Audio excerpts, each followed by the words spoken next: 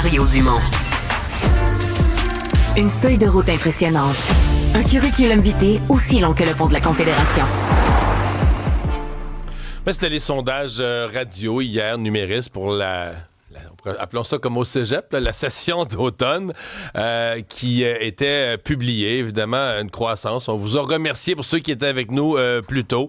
Vous remercier d'être présents quotidiennement, de plus en plus nombreux. Mais là, on va parler au boss. Benoît Simard, directeur général et directeur de la programmation du 99.5 Montréal. Monsieur Simard, bonjour. Bonjour, M. Dumont. Bonne journée à toute l'équipe. Un homme heureux ce matin? Une équipe heureuse ce matin. C'est un projet, puis vous le savez, c'est un projet qui a débuté il y a 1 an et demi. Si on nous avait dit qu'1 an et demi plus tard, on atteindrait ces chiffres-là, on aurait été plus qu'heureux. Donc oui, effectivement, ce matin, toute l'équipe est vraiment très, très contente. Ouais, parce qu'il y avait des sceptiques, puis les premiers chiffres l'automne passé, on disait que c'était en progression parce que en radio parlé, on partait essentiellement de zéro, c'est pas ce que vous faisiez avant, vous étiez en musique, mais l'automne passé, les résultats étaient modestes, quoique c'était une belle progression comme on disait à certaines heures. La croissance a été rapide, plus rapide que ce que vous aviez dans votre plan d'affaires, ce que vous aviez imaginé? En fait, c'est qu'il faut comprendre que la méthodologie aussi des sondages numéristes, elle a ses particularités. C'est long à changer des habitudes de radio. C'est très long à changer des habitudes de radio. Une nouvelle radio qui arrive et qui s'implante à Montréal, ça fait des années qu'on n'avait pas vu ça. Les gens qui portent les fameuses pagettes pour le sondage ont déjà des habitudes d'écoute. Donc, d'arriver avec un nouveau produit, de proposer des nouvelles habitudes, ça prend du temps. Mais les augmentations ont été vraiment extraordinaires. Puis je prends le temps de féliciter toute l'équipe de l'émission de l'émission du matin qui est passée de 6 à 22,9 parts en seulement 1 an. C'est magistral. C'est maintenant, et puis je le dis, puis c'est pas rien, là, la 2e émission du matin la plus écoutée à Montréal et la 2e émission la plus écoutée tout court à Montréal. Puis j'apporte une petite précision, comme on l'a fait l'an dernier d'ailleurs. C'est que nous, on parle évidemment toujours en termes de radio commerciale et on parle toujours en termes de groupe cible de 25-54 ans parce que c'est le groupe cible que les agences de pub nous demandent de rejoindre. Nous, je vous rappelle qu'on n'a pas de subvention. La survie de la radio commerciale, elle ne passe que par la vente de publicité que l'on fait. Donc, on doit rejoindre le groupe cible que les agences nous demandent et évidemment, on exclut Radio-Canada de l'équation parce que c'est une société d'État. Un peu leur saison. Parce qu'ils sont subventionnés, évidemment. Ils reçoivent l'argent, eux, avant même que la saison débute. Là. Donc, on peut pas comparer, évidemment, tout ça. Là. Puis, je veux pas les dénigrer. Là. Ils se forcent puis ils font un bon travail, tout ça, mais il faut quand même dire qu'en n'ayant pas de publicité, ça veut dire qu'eux, chaque minute est du contenu.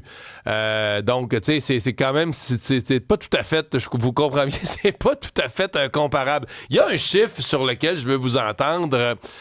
Il y en a plusieurs là, qui sont sortis, mais il y en a un qui est comme à part. Généralement, on le regarde moins, mais c'est la durée d'écoute. Parce que Numéris mesure évidemment la quantité de monde au quart d'heure, etc., mais mesure aussi pour chacun de ces individus-là, c'est quoi la durée d'écoute. Et là, le 99.5 est complètement seul en tête, mais de très loin, là.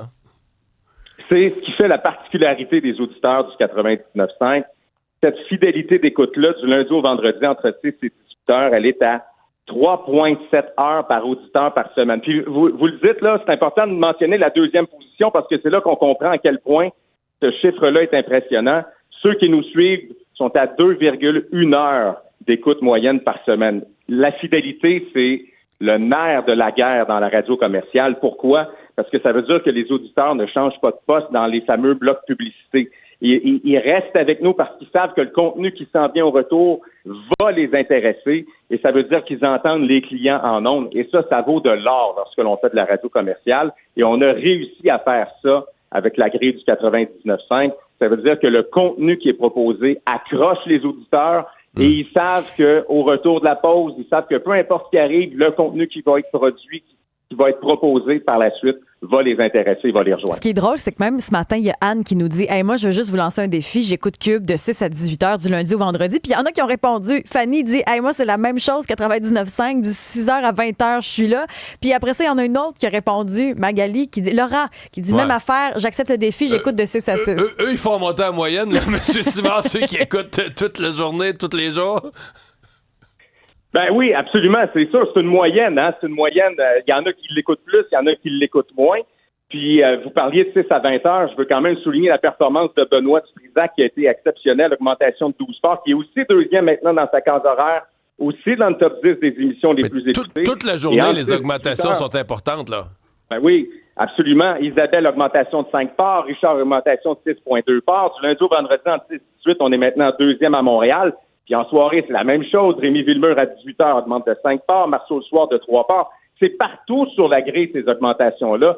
Je le mentionnais tantôt, c'est long. Il faut être patient lorsqu'on arrive avec un nouveau produit. Mais clairement, ce produit-là du 99.5, le partenariat avec Cube, fait l'affaire des auditeurs. Il y avait de la place pour ça dans le marché de Montréal. Puis on le voit de semaine en semaine. Parce que vous mentionniez, la progression, on l'a vu dès la semaine 1 de l'an dernier. Puis elle continue à chaque jour, puis elle continue à chaque semaine. Les gens viennent écouter le 99.5. Les gens aiment ce qu'ils entendent, puis ils restent avec nous. Régis, je mange du cube pour déjeuner le matin. Laura chicane de coupe parce qu'elle fait rien que parler de cube. Il y avait des sceptiques. Je me souviens de la conférence de presse où on a annoncé tout ça l'an dernier. Vous y étiez, j'y étais aussi. Il y avait quand même dans la salle des sceptiques, ne serait-ce que sur la question que vous venez de mentionner, de dire, ben là, vous étiez une radio musicale, l'antenne du 99.5 était musicale. On disait, là, on rentre en journée en radio parlée. Est-ce qu'il y avait de la place pour une radio parlée de plus à Montréal, etc.? Il y a des gens qui voyaient même pas ça comme possible. Je vous dirais qu'il y en a certains qui veulent pas y croire encore, qui se mettent des œillères, qui essaient de faire passer le message que c'est un feu de paille, que ça n'existe pas.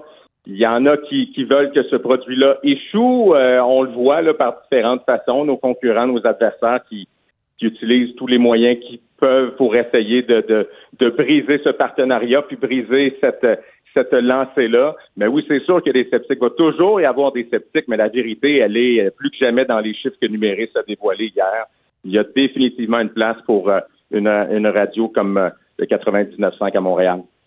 En tout cas, je pense que je me fais le porte-parole de toute l'équipe pour dire, nous, on rentre de bonne humeur, on rentre heureux tous les matins, peut-être encore plus ce matin, mais on rentre heureux tous les matins. Bon, on va être encore là, on prend une petite pause pour les fêtes, on va être encore là le 5 janvier. Benoît Simard, merci de nous avoir parlé ce matin.